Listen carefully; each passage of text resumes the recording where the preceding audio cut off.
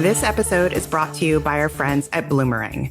Looking to deepen donor relationships and maximize fundraising impact? On a journey to align purpose with profit, you need the right tools. Discover Bloomerang, the complete donor, volunteer, and fundraising management solution. Rated as the industry's friendliest, Bloomerang helps nonprofits deliver a better giving experience and create sustainable, thriving organizations. This intuitive platform tracks engagement and provides powerful insights so you can focus on driving your mission forward. Join the thousands of small and mid-sized nonprofits who are already thriving with Bloomerang. Visit bloomerang.co to elevate your fundraising today.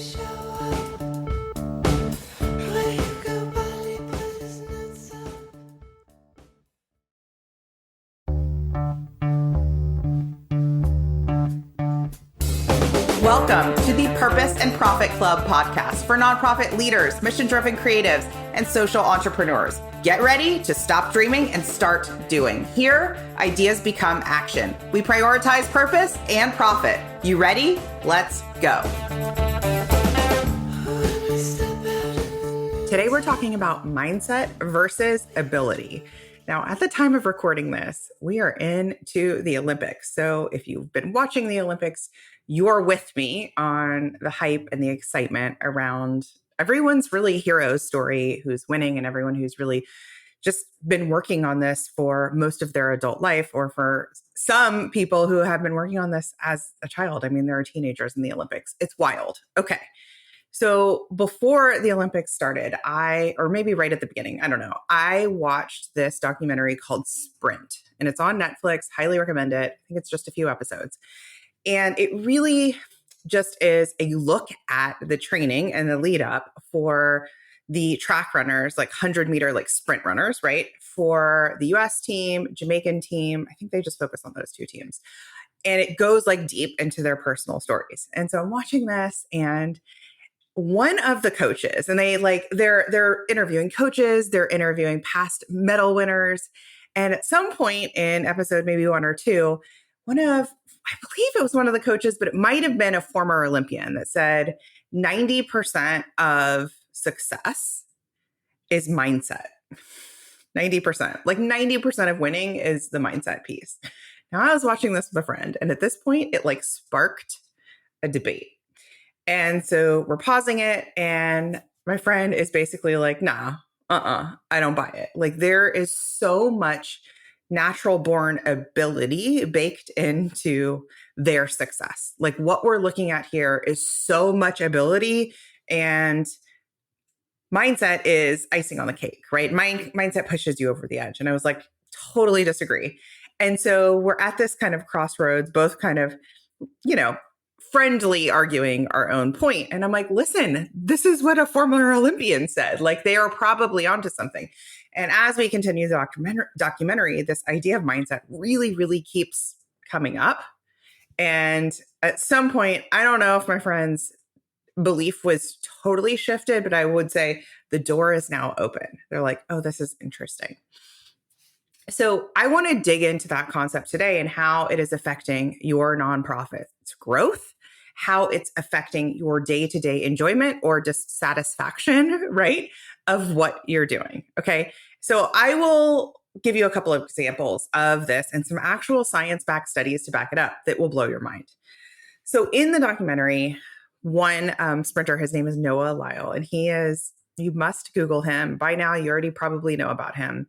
He's got a big personality. He has a big personality. He's come onto the scene, and he's really making a name for himself. He's the kind of guy who's going to take it to Twitter. He's going to say something bold, not necessarily like controversial necessarily, but he's going to like draw his line in the sand, on and offline. And even when he walks into a crowd, he shoulders out, big personality. Okay. Like, when he's walking out to the field, even if you didn't know him by name, you'd be like, oh, I think that's the one Christina's talking about, because he's like hyped up. And he comes out, and this is following the Olympic trials. Okay. So he comes out and he's like, I'm getting gold medal. Like, it's happening. I'm beating you. I'm beating you. I'm beating this guy. He like draws his line so firmly in the sand, and he does it again and again. So there's multiple trials, like as they advance into ultimately going to the Olympics. And then once the Olympics are on, you can see there's also like finals, right?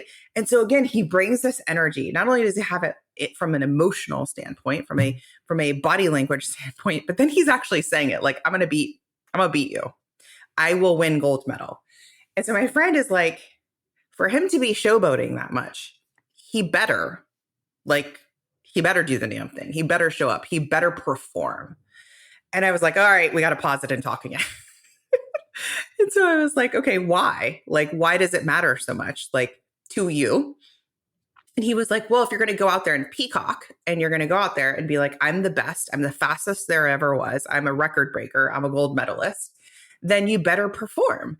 And I was like, but that's him clicking in, like literally clicking into his mindset so he can align with the thing he is working towards, which, by the way, is the thing the other 9 contestants are working towards too. They literally want that too.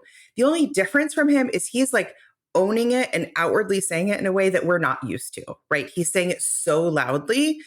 He's definitely got that like main character energy in that essence, right? And so he's like, well, he better perform. And I'm like, okay, why? Like, why? What happens if he gets third place? What happens if he rolls an ankle? What happens? And he's like, and I was like, really think about that. Like, why does it matter if he comes out there and says, I'm the world's fastest runner and I'm going to beat this gold, I'm going to get the gold and I'm going to win. And then he were not to. And he was like, well, I was like, is it embarrassing? Is it like humiliating? And he was like, yeah, that would be embarrassing. That would be humiliating. And so for me, it was this interesting play of like how your beliefs trickle in everywhere, including watching a documentary about sprinters. And for me, what I see for Noah is that he's putting this out there into the universe, which is very, very smart. We have statistics to back that up. Claim the thing you want and don't claim it silently, claim it publicly, right? That takes a lot of guts. That takes a lot of courage, because what if I don't? What if I fail? What if I get third place? What if I get last place, right? But that's the thing, is if he's willing to give himself a soft, kind place to land, then it doesn't matter. So another way to say it in like layman's terms is if he had gotten last place, gotten third place, not run his best, he's not done. Clearly, this guy is in it for the long haul. He's going to this Olympics. I'm sure he's going to continue going and trying out for the following Olympics, right? Like, he's not done. And when you see your life, when you see your goals as like linear in that way versus like a door slamming, if you do or don't get it right then and there, I find it will get you to success faster and it won't freeze you up when it doesn't go as planned, right? So if he does get third, he's like, well, crap, I better run harder next time. Better figure out how to get faster off the starting blocks. It just becomes like math, right? But that mindset, y'all, that mindset is everything, which, spoiler alert, at the time of recording this, he did win gold, which is so fun. It's so fun to watch somebody who is willing to courageously say, I want this. Again, so do all of the other people running. I'm going to get this. This is mine to get. And for him to get it. Like, I just think it's so fun. And I also know if he hadn't placed, if he had gotten silver, he would have been like, all right, where do I need to tighten up? Where do I need to work on this? What can I do to make that 0.4 second change that will get me to where I want to be? So that mindset thing, that willingness to shoot your shot, that willingness to peacock, how could you do that? As I was preparing for this and writing my notes, I thought about like this idea of like, what if your nonprofit said to your constituents, your subscribers, like, we're going to do $1 million in funding this year. What if you said that by December 31st, we will have brought in $1 million in funding? Now, let's say that was an expansive stretch goal for you. Why wouldn't you say that?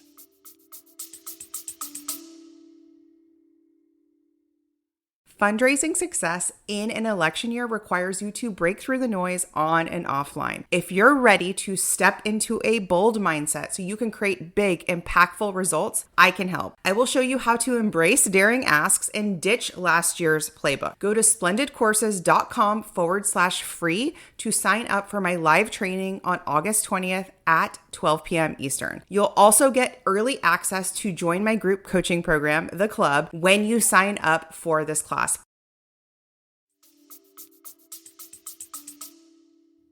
Why wouldn't you say that? Is probably the fear of what if we don't? Then I'm going to look like a ... loser. I will look like a failure. I will disappoint people. But the truth is, you will also inspire people if you finish that sentence, right? He goes on to say, I'm going to jump back to Noah here. He goes on to say, how does a kid with asthma, with dyslexia, with ADHD win the gold? Don't know, but here I am. I found it fascinating that he has asthma. Having had I have one child with asthma, I find that inspiring and reassuring and exciting. And it's like, oh, that's so cool. Like, it's so aspirational. What if you did say that to your subscribers? We're going to do $1 million in funding. And it's not just the million, right? It's what's possible with the million. The difference here is you may be saying, okay, yes, and I've done that. But did you do it as much as he did? Like, he goes out every day, and he goes out on Instagram, on Twitter, on wherever he hangs out. And he's like, gold, the gold's mine. Like, how often are you claiming that? How often are you going to say, we're going to be the largest diaper bank on the East Coast? We are going to be the biggest blah, blah, blah in the community we serve, the largest food bank, right? And it isn't, again, about being the biggest or the best, but the most impactful. So however you would say that, how often are you saying that? How willing are you to claim that, right? Because people will want to see you win. People want to see you win. And when you say things like that, you start to grow the people who become ambassadors, social street teamers, right? Who want to actually go, how can we help? I like what you're saying. What you're saying is totally different than the other diaper bank, the other food bank. How do I get with you? How can I help? Okay. So now we're going to dig into some of the data I have to back this up. Okay. So there was this study, and it was called the milkshake versus protein shake experiment. Okay. And so it was in 2011, so fairly recently. And so I'll read you the study here. And this is really the mind versus body connection here. Okay. In 2011, there was a study, and participants were given a 380 calorie milkshake. Now, they were split up into two groups, okay? Now, one group was told that this was a sensible 140 calorie shake, that it was nutritious and sensible and good for you. The other group was told this was an indulgent 620 calorie shake, okay? So one sort of gave it the good, and the other group said this is going to be indulgent and bad, right? And here's what they found. Okay. Before and after drinking the shake, researchers measured participants' levels of ghrelin. That ghrelin, if you're familiar with diabetes, you know about this. So basically, it's a hormone in the gut that signals hunger. Okay. And so the participants who thought they were drinking the indulgent shake had a steeper decline in ghrelin levels, while those who thought they were drinking the sensible shake had a flatter response. Okay. This suggests that the body can respond differently to the same food depending on how it's perceived.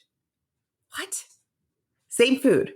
All it was the positioning and packaging, and it informed how literally your physiology responds. Okay. I'm going to give you one more.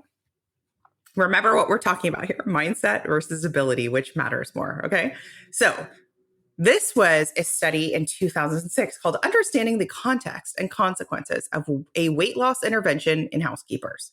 Okay, so what they did here is they basically had two groups of housekeepers, and they said, let me go through these two groups and see how their beliefs affected their actual health and fitness. Okay, so they were divided in two groups. One group was informed that housekeeping was a form of exercise, and it could help them meet their physical activity levels and improve their overall health. So they're basically saying, your job is actually improving your health, right? This is a great exercise. The other group was just not given any information. So they weren't giving negative information, just none. Both continued their work as usual. Okay. So they recorded them for several weeks. So the group that was informed about the health benefits of their work showed significant improvements in their health markers. Okay. A reduction in body fat, increased physical fitness, and improved their weight comparable to their baseline measurements. They lost weight. What?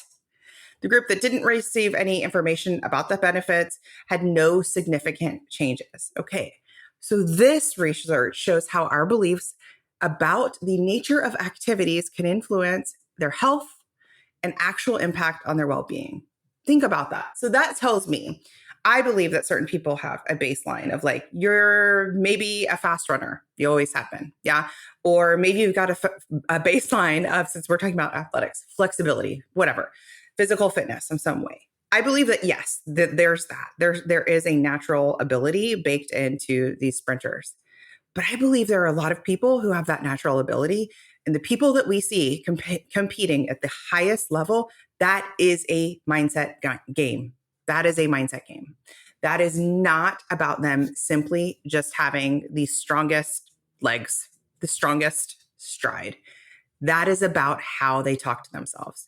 A few weeks back, we had an episode that used this idea of another Olympian's journal where she was like writing in advance her future self. Today, I will win the medal. Today, I will win the trials. This is my race to win, right? That's it. They are ninjas at mindset. And what I think is really fascinating is because we miss it. I think the average person misses it. We miss that they are ninjas at mindset because we're too busy going, oh my God, look at their flips. Look at their twirls. Look at how they're catapulting them in the air. Like we're looking at the athleticism, which makes sense. However, they are ninjas at mindset. That's what keeps them going. Simone Biles is a beautiful example of this. This is somebody who the last Olympics dropped out, was like, my mindset is not right. I am getting lost in the air. It is not safe for me to compete. Pulled out, reached a ton of criticism. Most people that hear that level of criticism would go pack it up, never to be seen or heard from again. That is not what she did. She took a break, a long break, and slowly started training again when she was ready. And now she's had, I think, the best Olympics of her life. It's been amazing to watch. But you'll watch the camera cut to her in advance of her routine, and she's not the only one. They are in the zone. These Olympians they have their eyes closed. They're either meditating. You actually see them talk to themselves. There's the pommel horse guy. You watch him and he's just pacing, doing his routine in his eyes. Or you see him with headphones on, just completely zen in this huge arena of people. They are mindset ninjas. Okay. So how can we apply that to you? How can we apply that to your goals? So the first piece is, are you willing to meet me halfway on this? Are you willing to see that it's not just some people are natural born fundraisers, some people are natural born leaders, some people are natural born super communicators, right? What if just people are people and some people have just had more practice at it? Or what if people are people and some people have just more of an optimistic mindset about it? What if the person who's just a natural born great fundraiser really just has the mindset that they're like, I'm gonna go raise some money today. This meeting's gonna go well. This person wants to be a yes. What if that's true? What would you do then? What would you do then? So before you send another email campaign, start another online fundraiser, create another direct mail appeal, I would check your mindset and I would check where you are on your own ability. Like, where do I think that I'm lacking? Where do I think that, I could use a little boost here? And there are tactically some things you could do. You can do what that Olympian did, and you can journal, and you can actually write from your future self. What do you want to happen? What do you want to happen? What is the outcome of this appeal, email campaign, fundraiser? What's the best case scenario? Write that out. Don't keep it to yourself, though. And that takes courage, just like Noah Lyles. Like, it takes courage to write that out and then tell someone, right? We're doing $500,000 this year. We're doing 1.5 million this year. This fundraiser is going to be our biggest fundraiser we've ever done. That takes guts. But that is the guts worth having, right? And if you're with me, that your mindset is, in fact, informing the words that you write in an email or appeal, the phone call that you make to a funder, how you show up, right? Then that's something that you want to like calibrate to work for you, right? It's almost like this idea of your beliefs, your mindset being like cologne. Yeah. And bad cologne you can smell from a mile away, right? Good cologne you can smell from a mile away, right? So it's like, how do you want to have your cologne on? How do you want to smell? What does that look like? And when you notice you got that bad cologne on, how do you want to shift in and put on something that smells and feels better, right? And for me, it's just identifying, sometimes it's like let me get all the bad ideas out first. So if I'm in a loop, I'm in a negative space, I literally will write them out. Sometimes I'll write them out in the notes of my phone. Sometimes I'll write them out by hand just to get like, let me get all the junk out, right?